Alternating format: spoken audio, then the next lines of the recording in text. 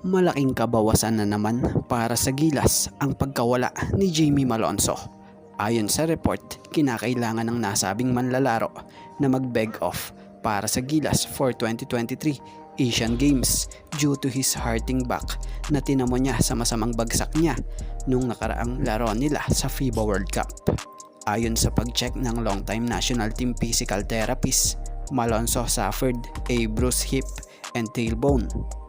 Sayang kung healthy lang itong si Jamie Malonzo, tsansa na sana niya itong bumawi matapos ang naging maalat at naging limitadong laro niya sa nakaraang World Cup nung laro nila.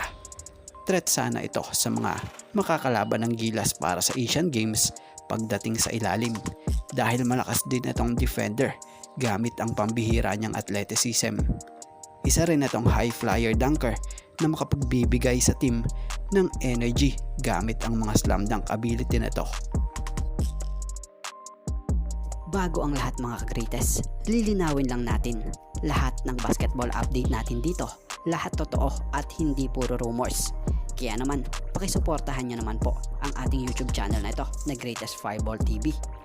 Please don't forget to like, comment, and share and subscribe para lagi kayong ma-update sa mga susunod pa nating legit basketball update. At patungkol naman pa din dito sa isang power forward ng Gilas Pilipinas na si Brandon Ganuelas-Rosser. Nilinaw ni Coach Tim sa isang press conference nung Webes na he wanted Brandon Ganuelas-Rosser to be part of the roster for Asian Games, but his injury prevented him from joining the squad. He's out na nga para sa Gilas si Brandon dahil his leg is still broken and it hasn't healed yet.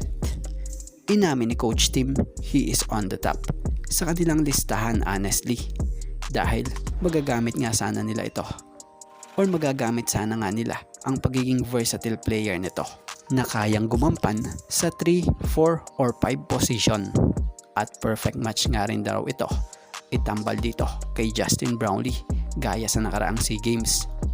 Yung oras na natitira ng pagpapagaling ni Brandon for Asian Games, hindi ito kakayanin at hindi sapat.